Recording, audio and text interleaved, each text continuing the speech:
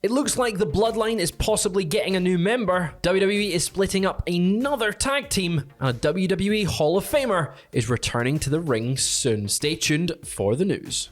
It was reported previously that Rey Mysterio had been taking some time away from WWE to undergo some stem cell treatment. I always think it's amazing how much that has de-aged him in the ring. I remember like hearing Kevin Nash talk about it, and he was like, "Oh yeah, I just felt like 28 years old again." It's wild. It's wild. But he took some time off after Veer Mahan came all over him, unloaded on him and his son. Veer making his Raw debut at the time. But they disappeared from our TV, and there's been some murmurs, some talk that it could be the end for Rey and Dominic.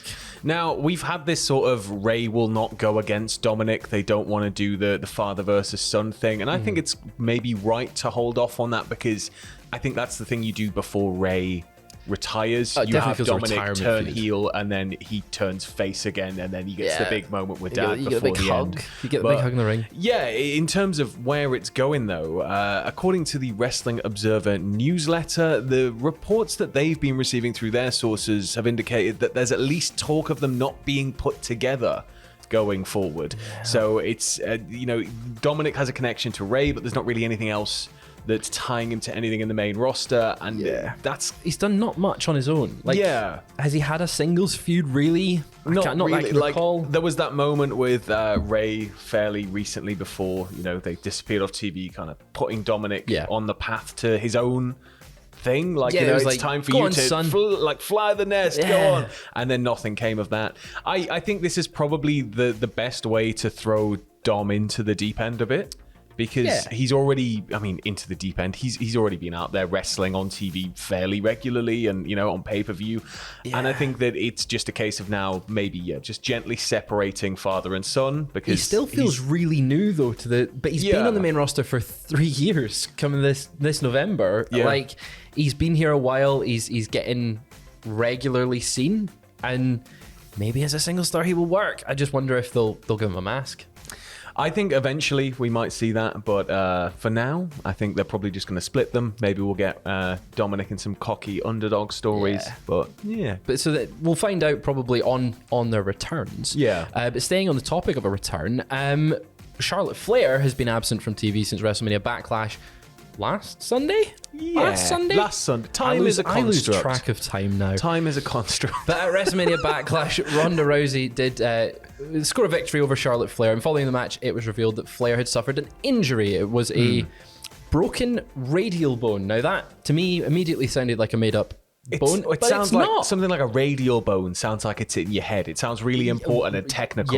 Yeah, but it's just a forearm fracture, and it's a storyline. It is a storyline injury. So, but this was done as a way to write Flair off TV due to her impending wedding with an AEW star. Do you know who it is? Is it perhaps Mr. Andrade? It is El Idolo himself. It's what a lovely relationship. I hope they have a fantastic wedding. Wrestling's biggest power couple, maybe, I'd say. Oh, it's up there. It's up with the new Stephanie Triple H. Yeah. With wrestling's biggest active power couple. There we go. Yeah. But it appears her return to WWE has been kind of revealed by Dave Meltzer, saying that while she's away, she's getting married and she's scheduled to return over the summer. Now, it looks like they're going to position her to feud with Rousey upon her return. We've got two big summer pay-per-views. Money in the Bank and SummerSlam, so probably July we'll see them back. What do you think? I think definitely in time for SummerSlam, if possible, because, biggest party of the summer, WWE always likes to... It's the Mania outside of Mania, right? You need all the biggest names. You need to really make it a big deal. So Charlotte returning for that, I can see happening. But apparently, Rousey, on the back of this, who's not currently booked on a lot of dates through the summer, is going to be set up with a new contender shortly. And there's a lot of people we could maybe throw in here, but I don't know why. Any name spring? For some reason, despite the fact there are probably many people ahead in the queue, Lacey popped to mind. Interesting. Now, we saw her return last week on SmackDown. There's been, it's kind of reported previously she's getting moved to Raw. Yeah, which is a weird move, and she's going to be a heel, but we'll see. I don't know if she's going to be a heel or if she's going to be face, because it's been very confusing. People really like her. But on last night's SmackDown, we saw Raquel Rodriguez, not Gonzalez, challenge Ronda in a sort of a match. I think it was just an impromptu challenge. So I think maybe we could see a feud in that way. I would really want Shayna Baszler, but Baszler would be fantastic. I think Rodriguez, though, that might be the stamp for the, like a stamp of approval isn't the right thing, but like the definitive stamp. It's the thing that she needs. Yeah, because it's like, well, you've been a massive deal in NXT. Mm-hmm. Now it's time to really make that mark on the main roster. So that could be, even if it's just like a one pay-per-view feud in a couple of weeks build, I can see that being pretty good. She's really good as well. Although, could you imagine Ronda doing an open challenge? She would destroy everybody on the roster, but it'd be interesting. She should do it. Have her versus Roman Reigns, because that's the money match that we all need. But going on to Roman Reigns and the Bloodline just now, Jimmy Uso was speaking on the Corey Graves podcast after the bell about maybe adding a new member to the Bloodline stable. Jimmy was asked about his wife, Naomi. What did he say, Sam? He said, "It's very, very likely, man. She talks about it a lot. She says she can jump and glow. She's ready to just snap. Like she could snap, man. She snapped on my ass plenty of times. She's so ready to try something new. She's always been adaptive and she gets it. That's why she's been around. Sometimes I forget she's been here for 10 years too." And that's the thing. I think Naomi has made the best of every situation given to her. And she has very good staying power. She's somebody that was brought up almost immediately when the Bloodline started to solidify. Yeah. And it'd be an entirely new dynamic that we've never seen from Naomi. I think give her a run with the women's title maybe in the future. But I can't see her taking it off Ronda at the moment. It'd be an entirely new character, I think. And it'd be it's something where she could really show off her abilities in a different way. So I'm all for it, if I'm being honest. Yeah, I think she should be a great shout to join the team. Like, she brings it. They've had all the belts on SmackDown, but the women's, add her in the mix, and then you can have that image, and it would look really cool. Dripping in gold. I hope she brings the glow in the dark to all of them. Imagine Roman Reigns with a glow in the dark glove. Just the LEDs. Bring it to the floor, all that, and they all come running out dancing. That'd be quite fun. But yes, that would be a nice image to see the tag champs, the women's champ, the world champs, and staying on the tag team titles, the Bloodline. Yeah, the Bloodline. Go on, tell them. Right, so we've been reporting for ages that they're not wanting to unify the belts, and they advertised it for ages at WrestleMania Backlash. And guess what, Sam? What, Fraser? It's happening next week. We're getting a tag team unification match for the WWE Raw and SmackDown tag team championships, apparently. Is it on a pay-per-view, is it? It's not. It's on next week's SmackDown. It's the main event, though, and you know how much the main event means? It's a big money match.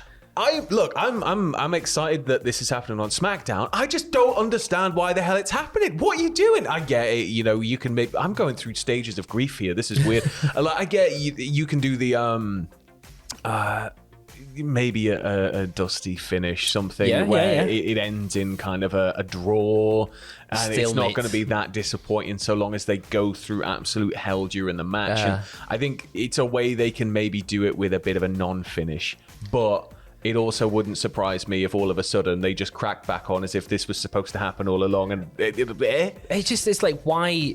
There's been loads of mixed reports about whether they want to unify the belts or not. The latest standing is they're no plans to unify the belts. Yeah. Just why they never actually planned to have the match at Backlash. Then there was all that talk recently about Fox wanting exclusivity in order to drive numbers and things like that. So maybe this could be another moment that would guarantee, numbers if you're going to tune in to try and see if this is going to happen or not.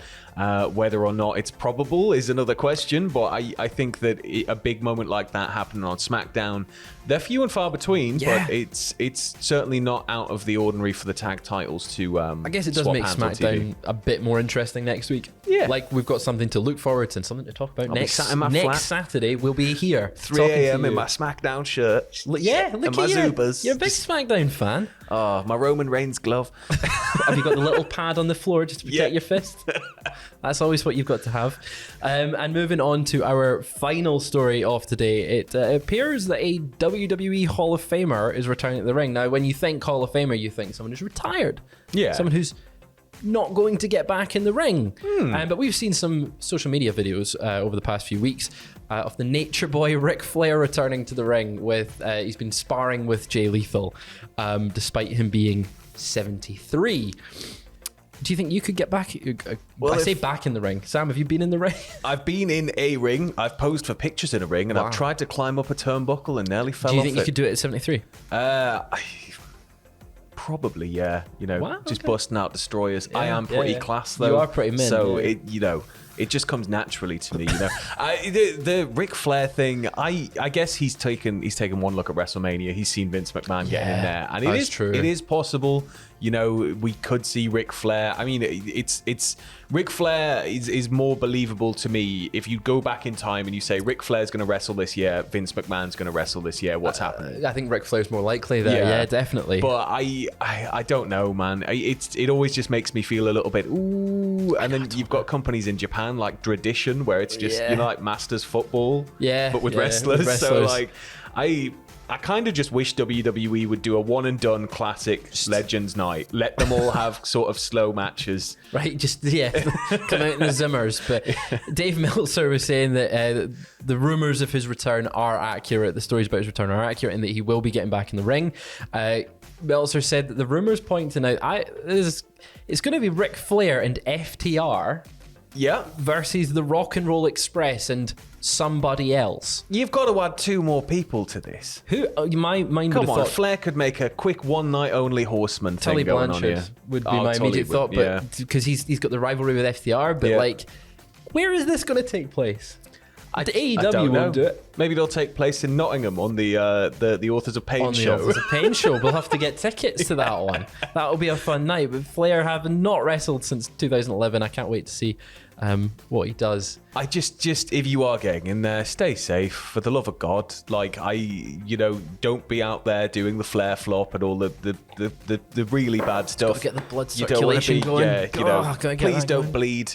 And just be safe because nobody wants to see anything scary happen. And that's the message we'll leave you on today. Don't want to see anything scary happen. That's right. But that's all the news for the first video. We will be back this afternoon with video 2, maybe video 3 if we have if anything breaks. Sam, have you got anything else to plug today? Nah, not really. Nah, neither to me. Just go to cultaholic.com/cameo and we'll wish you a happy birthday.